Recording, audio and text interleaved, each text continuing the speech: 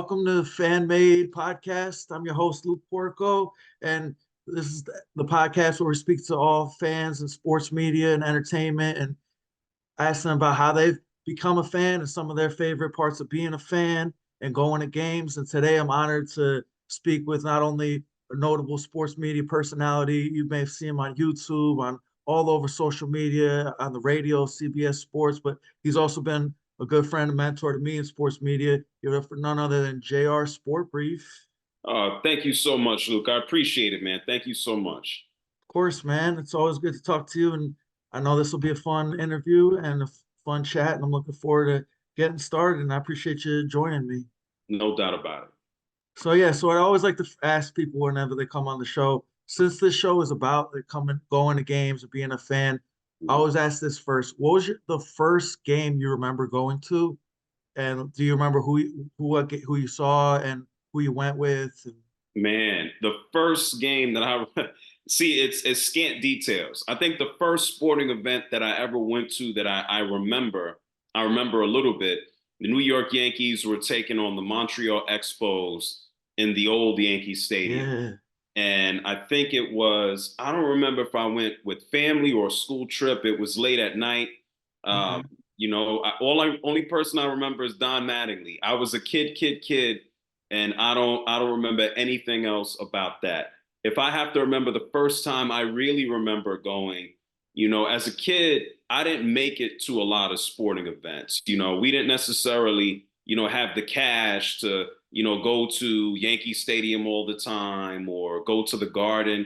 And so as much as I watched the Knicks growing up, I don't even think I would go to the circus as a kid a lot when the circus would come into town. But my first Knicks game, had to have been maybe late 90s. I remember the Sacramento Kings came into town and they took on the Knicks, and that has to be maybe 98, 99. But that's the first game I really remember seeing. Okay, yeah. So at least you saw them at a good time, especially that late '90s era. Yeah, they were good. Yeah, I mean they're playing They, good now, but yeah. that team was legendary. And yeah, no, it's funny you mentioned Yankees Expos because that too was my first game at the old stadium. It was like late '90s. It was Yankees Expos as well too, and it's funny how you know you remember even though they're now the Nationals, you still remember it, have a Oh, love for the Expos and always have, especially seeing them yeah. in my This first was game. this was little bit earlier in either the end of the '80s or the early '90s, but Yeah, but still, it's cool we saw the Expos. So sure. back when, Before they ceased to exist. Yeah. yeah, wish they would bring them back. But what are you gonna do? But yeah, no. Now that speaking of that, what as from going to games, do you remember witnessing any like records broken or what's like the most exciting memory, like sports fan memory you've seen live or like most? I was in Madison Square Garden when Kobe Bryant went for, I want to say, was it 61 or 62 Mhm. points? I think it Yeah, I think was it was 61. it was a I think it was a Friday night. He had come into town. This had to have been maybe 2008, 2009. Mhm. And I was fortunate enough to have sat like 3 rows behind the basket. So my uncle DJ'd at the Garden that night. Is a DJ named Fat Man Scoop. He worked Oh at Hot yeah, yeah, yeah. at the time. And so I was doing work for him. And so I was fortunate enough to have sat in his seats of that night. And it was just kind of effortless. Maybe I was doing so much and running around so much that I didn't really pay attention. But, I looked up and it's just like, I've been sitting here watching almost all of the game. And just it seemed so easy that Kobe just had 60 plus. It was too easy. It didn't even seem like it. Yeah, no, I remember watching that game on TV. Like Kobe just made it like, he just did like he would put up like that, 61 points. Then when he did the one with 81 points, like he just did things so effortlessly. And you're very lucky to have seen him in person, like especially watching how like, calm, cool, and collected he was like in person and also like, just watching on TV, just Like he just took over a game and he did it. I felt like he did it so effortlessly. Like he just had that. He was always locked in. And I Yep. really loved. He took a lot of shots all the time, but Yeah, that's he it. did. But looking back, you kind of, especially that era in like 08, 09, when you look at like the roster. I mean, like, some of the players he had supporting him, like, yeah, he had like a soul and but like Are some of the over. some of the Yeah. teams he kind of had to, take over the game. Yeah. I remember mostly Pau Gasol was there with him and then Lamar Odom. Yep. And anybody else is kind of a little bit of a little fuzzy at that time. But Yeah. I remember walking past Pau Gasol in the back in the hallway at Madison Square Garden. And we know Madison Square Garden has been renovated by now. Oh And so yeah. some of the hallways and the tunnels and things Yep. were different. But I remember Pau Gasol, he's a real 7'1". He is not 6'10", maybe getting older, maybe shrinking a little bit. He's a legit 7'1", and he walked by me, and I feel like I saw his foot kind of pass by me before I saw him. And it was just a cool night all the way around. It was a cool night. That's awesome. Yeah. Definitely, cool times at the Garden, even if it's against the Knicks. Like, it's still cool to just see NBA history because I always feel like it happens at the Garden between that and, Steph Curry when he broke the 3-point record. And, I always feel like it's exciting stuff to see at the Garden, even if it's against the Knicks or player on the Knicks. It's always cool to see. And yeah, no, another thing I want to talk about is how, like, you started your sports media career just from your YouTube and how that, just talking about like whatever was the trending topic, and from going from that to now being on the radio, getting to go to all these like major events, and you've interviewed like so many celebrities, athletes. Like, what, like, if you could, tell yourself, start like same JR from like, 09, 2010, who just started with YouTube, like if you were to give him like some advice or like, kind of tell him like this is where you're gonna be, what would you tell him, and like how do you expect like you would have reacted back? I don't know. That's a very very good question. And I don't think as many people that I talk to and have asked me, I don't think anybody's asked me like, hey, what would you tell yourself, in 2009?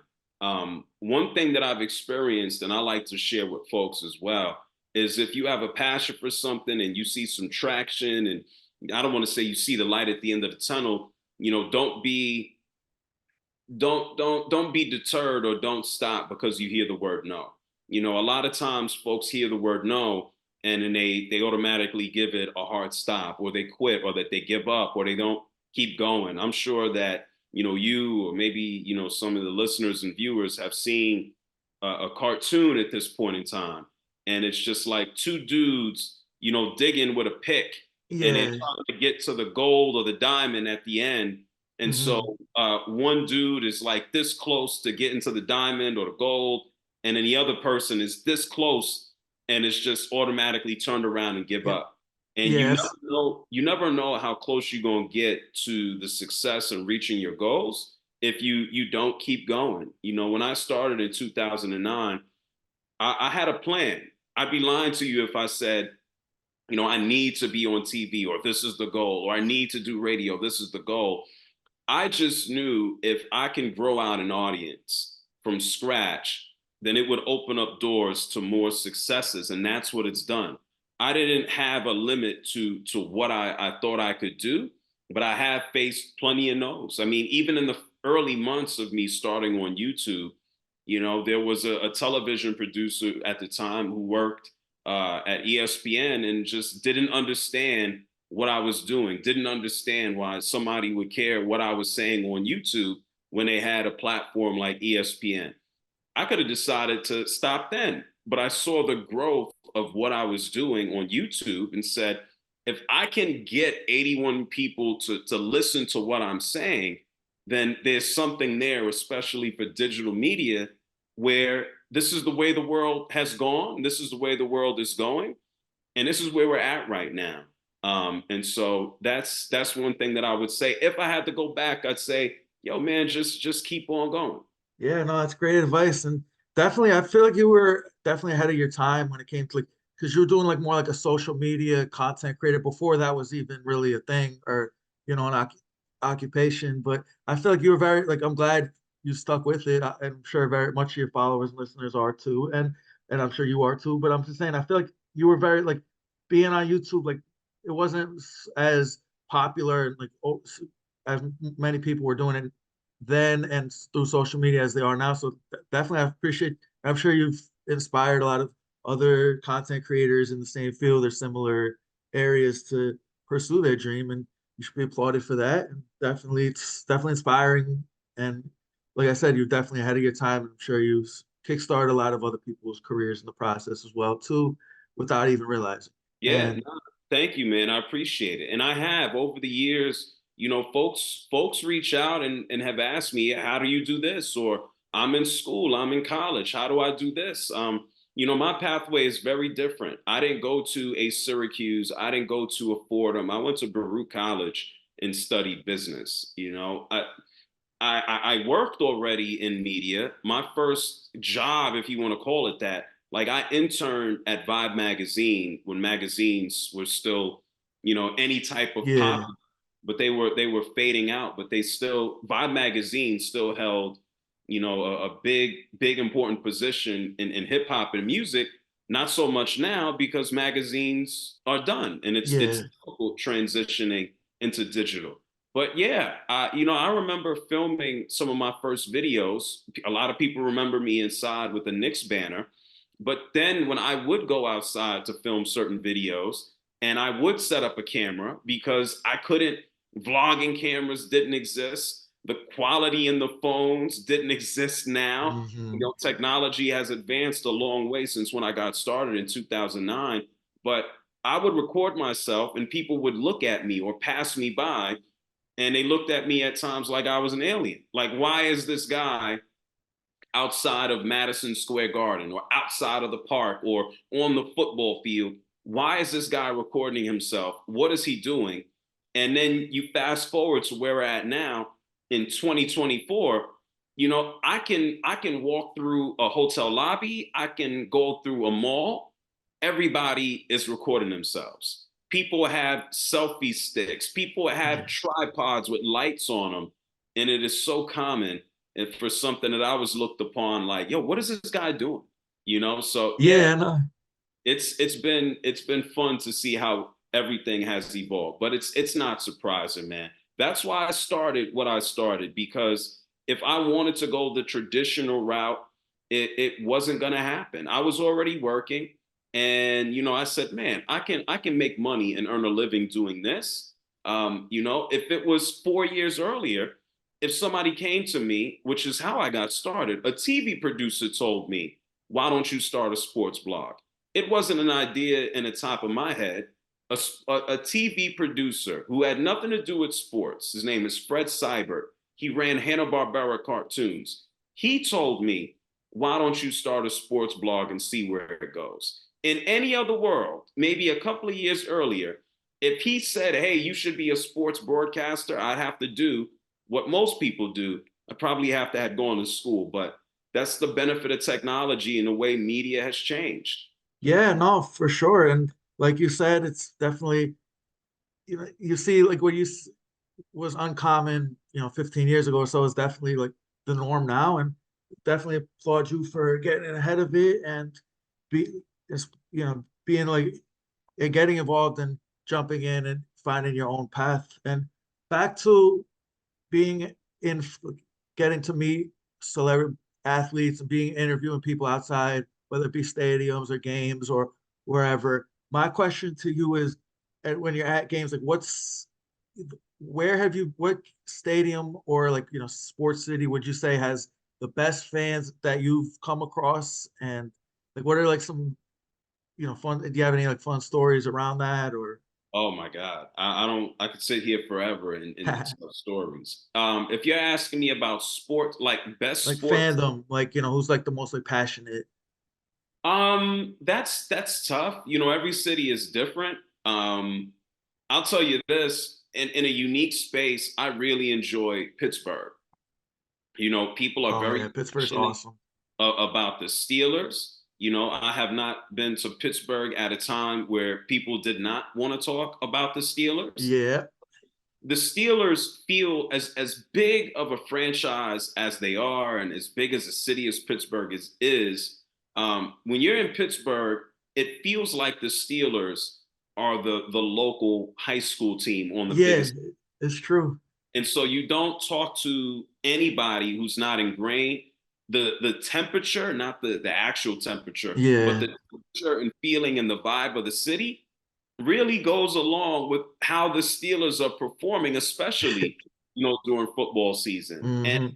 I remember being in Pittsburgh maybe a year or two ago, year and a half, and it was the end of the season. I think it might have been the last game for the Pirates. And Oh, I okay. walked by PNC Park. I didn't have a chance to go in, but I Yeah. was around near the Yep. baseball stadium. And I walked by like after the game let out. And of course they lost. And I was just, I'm not gonna say surprised, but I guess I was at how many people were leaving the game, the final game of the season. They stink, right? And everybody is all decked out in their Pirates gear.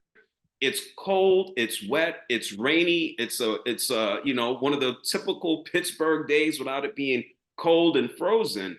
And it didn't matter. These people were filing out from the Pirates, and I'm just like, they really rocking with them through whatever's going on. And so I can make a case for a lot of cities. I could talk about, how much folks in Los Angeles just really roll through the Lakers. We could talk about the fandom and in the Northeast with the Yankees and the Sox, et cetera, going to Chicago, maybe even go up into Green Bay. But I think Pittsburgh is just like, it's like, yeah, we're a big city, but we're real local with how we take our approach to our teams. Yeah, I've always thought because I'm a Steeler fan myself, and I've been to Pittsburgh on several occasions, and yeah, I've always felt like Pittsburgh was like a big city, but like a small town in a big city. Like I feel like everybody, like those people are like the most like the friendliest people over there, like especially the neighborhoods by the stadiums. Like I feel like like you said, it's like even like if you're not wearing like you're just from out of town, people just start talking to you, like talking about obviously about the Steelers or any of the sports teams. But yeah, no, I've always felt like Pittsburgh was very passionate, very loyal when it comes to their fandom, and you know, and like I said, it's, like you mentioned, it's a small town. Got that like they treat it like it's high school sports. And yeah, no, another question I had: what's your favorite like stadium you've ever been to, or arena that you have been to? Oh man. Wow. Wow. I like the old Madison Square Garden. Um, and I think there's a nostalgia feeling to it for me. Having been there to see like what I told you about Kobe's game, Yep. some of my earliest memories as a kid when I finally was able to go to a game at Madison Square Garden. I got a lot of memories from going to the circus. And so Madison Square Garden, before they switched the seats up, Yeah. where you The had blue purple, seats. purple and green, and now Yep. everything is all blue. That's a great place. I was fortunate enough to go to the Olympics in 2012 in London, and to go to Wembley and then check out a soccer match. And I believe I saw a soccer match between USA and Japan, and that was pretty cool. I've been to Germany with the Bundesliga. I went to BVB, it's black and yellow, and saw them. They got an entire wall of fans. There's just been a lot of different experiences that I've had from stadiums and arenas. But a lot of it most times isn't always about the game itself. It's about like the atmosphere that you have at the game, and what the fans are bringing to it. I saw Deontay Wilder get the snot knocked out of him by Fury. Fury, yeah, and just all the fans there, even though the MGM Garden Arena isn't the most spectacular of arenas, the atmosphere in there was bananas. As the fans were just losing their minds, for Fury. So many folks coming over from the UK. I've seen Manny Pacquiao in there as well. So a lot of times it's the atmosphere and the fans that make the arena and give it personality. Otherwise, it'd just be a concrete place with seats. Yeah, for sure. And speaking of fans, if you could go to any, hypothetical like game or, boxing, whichever sporting event you could go to, which one would it be? And if you had three people to bring, they could be famous, they could just be non-famous. What game are you going to and who are you bringing? Oh wow. Hmm. You know what? There's really one, and it can't happen anymore because she passed away. I would have loved to take my grandmother to a Yankees game and sit her behind home plate. She was a big Yankees fan. It was always cool to talk to her about baseball. There's that club behind Yankee Stadium that Yeah. doesn't even feel like a baseball game where you're getting salmon and all this other good food. Yeah, I know. Yeah, that is one experience that I wish I was able to do. But for me, it's not so much about I want to go to this game or see this game. I've had so many amazing experiences right now. And at this stage for me, it's about sharing them because I'm fortunate. I can go to just about any sporting event, any game on earth that I want to just by putting in a credential. And so I'm fortunate, but also know that, like I told you, there was a time where I couldn't afford to go to a game.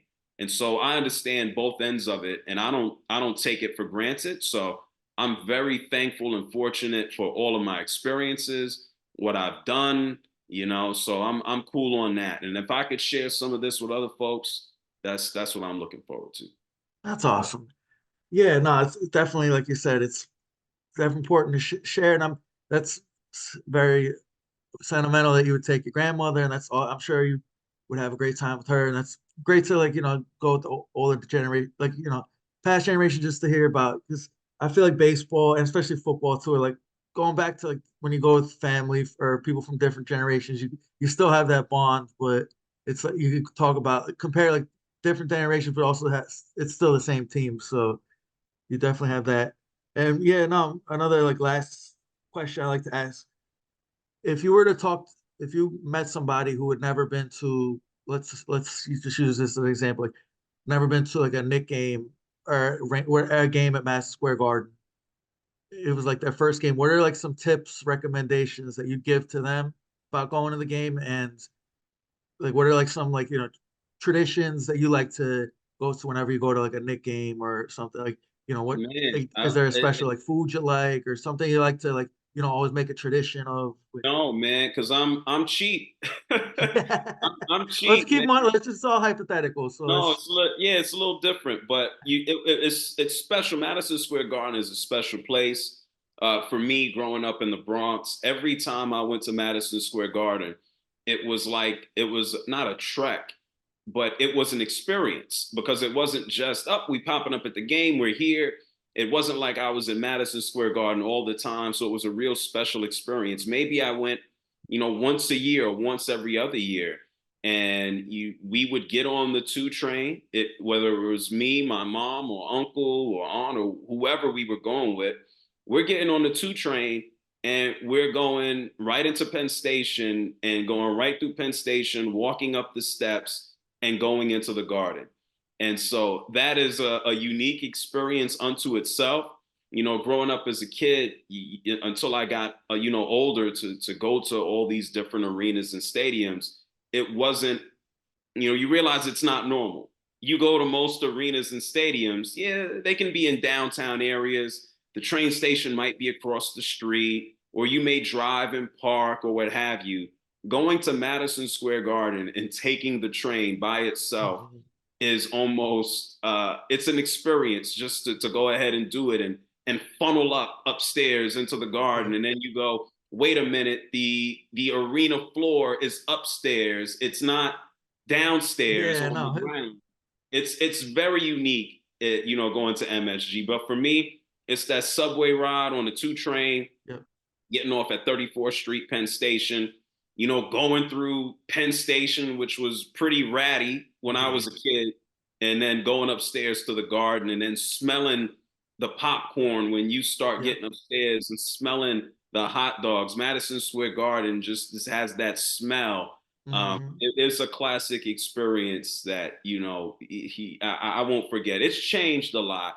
It Things has. are much more sanitized, but Yeah. It's a little bit different. Although Those I are do say the one thing I do like about the new garden is that they widened the concourse, like the walkways, because the old garden it was so tight. It felt like, and they had like the steel, like the tin wall, like hallway, walls and stuff. It was all so cramped in there. So I feel like, I do like that they kind of space it out a little more. But yeah, yeah, man. no, the old garden was definitely, I could say the same thing for the old Yankee Stadium. Little yeah, story for me, but it's the nostalgia factor. yes, I don't care now, but to exit an event at Madison Square Garden where everybody had to, kind of go down the steps or the escalator and escalators, yeah, pack like sardines trying to get out on the little corners. yeah, It's nostalgic to think about, man. yeah, for sure. No, it's definitely, and yeah. And now that you're in Atlanta, like, have you been to any, games like when whether it be Hawks or even, when you come back to New York, do you ever get to go to? Have you been to any like Knick games since you've moved or?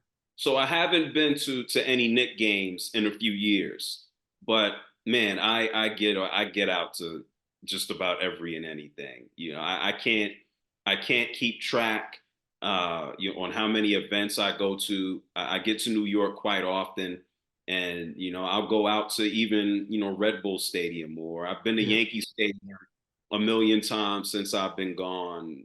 So when I'm up in New York, if I have time, I pop in at the events. When I'm here in Atlanta, especially with my current on-air shift, I'm on air at 6 p.m. Eastern time, and so I don't get to go to as many games. But yeah, I am out at a crap ton of Hawks games. I get out to Mercedes Benz. I go up to see the Braves in Truist Park. And so when I have time, I make it out to tons of sporting events. I get invited to more things than I can make it to. And here, to be honest, the facilities are all new and beautiful. I think State Farm Arena is probably one of the best arenas I've ever been to in the country from everything that you can get. Mercedes Benz is also a brand new place replacing the Georgia Dome.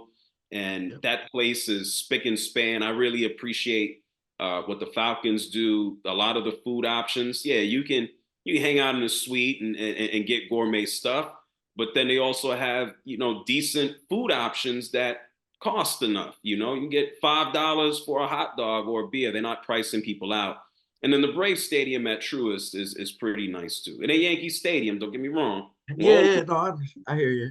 but the concept of it is pretty good too. Yeah, no, that's cool, and I do respect even though you've made your career in sports media, you're still a fan at heart, and that's what we love to see. That's why one of the reasons one of the reasons why I want to get you on because I know like you could see you on Instagram or Twitter, X, whatever you want to call it. You're still out here, like you're still just like a fan at heart, and that's very respectable. And I'm sure a lot of other people have, like I said, like have been in your want to be in your shoes or have just followed a similar path. But yeah, no, it's definitely respectable. Like I said, like the name of this show is Fan Made, and JR is definitely fan made. And before you go, JR, would you like to give the listeners just a place where they can follow you or hear you on the radio or what have you? Easy. I am everywhere accessible at JR SportBrief. I host the JR SportBrief show on CBS Sports Radio weekdays at 6 p.m. Eastern, 3 Pacific. And then I'm up in New York on Saturday afternoons on WFAN. So JR SportBrief everywhere, online, on the radio, all that good stuff. Right there you have it. He is JR Sport Brief and he is fan made. Thanks, JR, for joining me. And thanks to everybody listening. Please give me a follow, like, subscribe on Instagram, at YouTube at Fan Made Podcast, and on Twitter at Fan Made with LP.